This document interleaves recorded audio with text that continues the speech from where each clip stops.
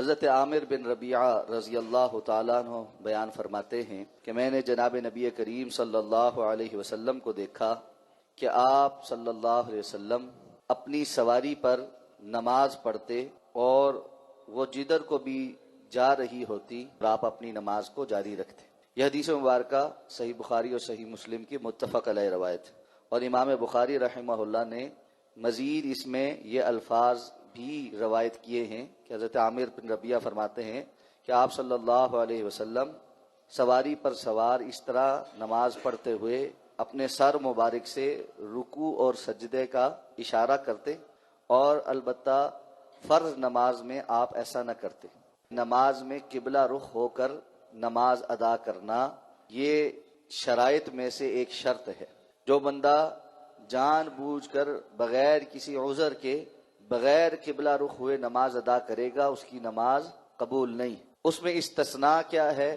اگر کسی وجہ سے باوجود کوشش کے درست سمت میں قبلے کا رخ پتہ نہ چل سکے تو نماز ادا کر لی تو وہ نماز درست ہوگی، بعد میں لوٹانے کی ضرورت نہیں۔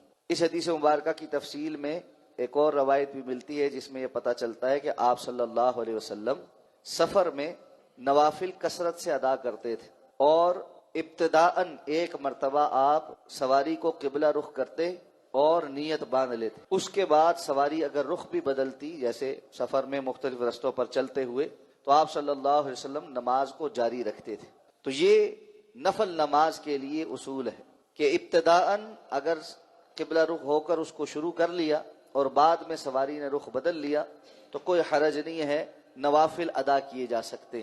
لیکن جیسا کہ صحیح بخاری کے الفاظ میں صراحت ہے کہ آپ صلی اللہ علیہ وسلم فرض نماز کے لیے ایسے نہیں کرتے، اور فرض نماز کے لیے آپ سواری سے اتر کر قبلہ رخ ہو کر اور اپنے ساتھ موجود ساتھیوں کے ساتھ جماعت سے نماز پڑھتے تھے۔ تو قبلے کی شرط فرض نماز کے لیے اسی طرح فرض نماز میں مسلسل قبلہ رخ ہونا یہ ضروری ہے۔ اگر کسی سواری کا یہ پتہ ہے کہ وہ مسلسل قبلہ رخ رہے گی تو اس سواری پر بھی فرض نماز پڑھ سکتے ہیں۔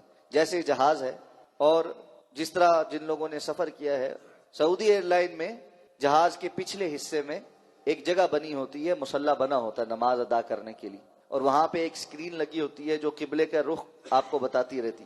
تو جس جہت میں قبلہ ہوتا ہے جہاز کئی دیر اس جہت میں رہتا ہے، بندہ نماز مکمل پڑھ سکتا ہے۔ تو ایسے میں اگر جہاز پر فرض نماز کا وقت ہو گیا ہے اور جہاز نے ایک سمت میں ہی رہنا ہے تو آپ قبلہ رخ ہو کر نماز ادا کر سکتے۔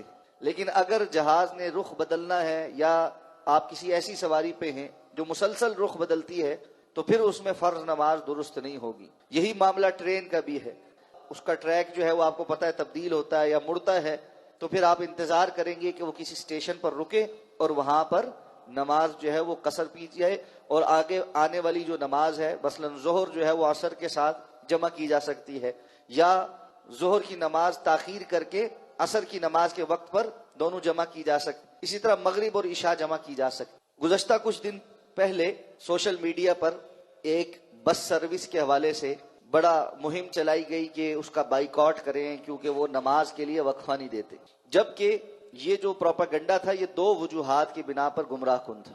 ایک تو یہ کہ صرف اکیلی وہ بس سروس نہیں، باقی بھی بس سروس بھی اتنا ہی ٹائم رکتی ہیں جتنا وہ رکتی ہے، یا تو یہ ہو کہ باقی کوئی زیادہ ٹائم رکتی ہے یا رستے میں رکتی ہے، پھر تو آپ یہ بات کریں۔ دوسرا یہ کہ تمام بس سروسز بھیرا انٹرچینج پہ خاص طور پہ لاہور سے اسلام آباد آتے ہوئے 20 منٹ کے لیے رکتی ہے۔ اس 20 منٹ میں ایک انسان آرام سے وضو کر کے اپنی فرض نماز ادا کر سکتا ہے، اور ہم نے متعدد بار ادا کی ہے۔ اور انہوں نے اب زیادہ سہولت پیدا کرنے کے لیے جہاں بسوں کے رکنے کی جگہ ہے اس کے بالکل قریب بھی صفیں بچھا دیے تاکہ زیادہ دور چل کر نہ جانا پڑے۔ اب مسئلہ کیا تھا؟ مسئلہ یہ تھا کہ ہم لوگ سنت پر عمل نہیں کرتے، اور وہ یہ ہے کہ ایک شخص چلا، اب سردیوں کے دنوں میں خاص طور پہ اگر تقریباً کوئی 10 بجے یا 11 بجے وہاں سے گاڑی چلی تو وہ ظہر کے ٹائم آ کر بھیرا پہ رکتی ہے۔ ظہر کی نماز پڑھ لی، عصر کی نماز ساتھ جمع نہیں کی۔ کیوں جی جمع کیوں نہیں کی؟ رسول اللہ صلی اللہ علیہ وسلم کی واضح حدیث پر عمل نہیں کرنا۔ اب اسلام آباد پہنچتے پہنچتے مغرب کا ٹائم ہو جاتا ہے، تو ایسے میں ان کا اعتراض یہ تھا کہ جی رستے میں انہیں عصر کے لیے نہیں روکا۔ تو ظاہر بات ہے اگر بار بار آپ گاڑی کو روکیں گے، بہت سی سواریاں ایسی ہیں آپ کو جلدی نہیں ہے، ان کو شاید جلدی بھی ہو، ایمرجنسی بھی ہوتی ہے، کسی نے جنازے میں پہنچنا ہے، کسی نے انٹرویو میں پہنچنا ہے، کسی نے 100 قسم کی مصروفیات. اس لیے جو حکم شریعت کا ہے وہ بڑی حکمت والا ہے. اور وہ حکم کیا ہے کہ آپ سفر میں ظہر اور عصر کو جمع بھی کریں اور قصر بھی کریں. تو یہ جب ہم شریعت کو نظر انداز کریں گے اور اللہ کے رسول صلی اللہ علیہ وسلم کی دی گئی آسانیوں پر عمل نہیں کریں گے، ہم پھنسیں گے. اس لیے یہ آسانیاں لینا یہ بھی اتنا ہی ثواب کا کام ہے اور اجر کا کام ہے جتنا عزیمت پر عمل کرنا اور پورا عمل کرنا ہے. اللہ ہمیں سمجھ کر عمل کرنے کی توفیق عطا فرمائے.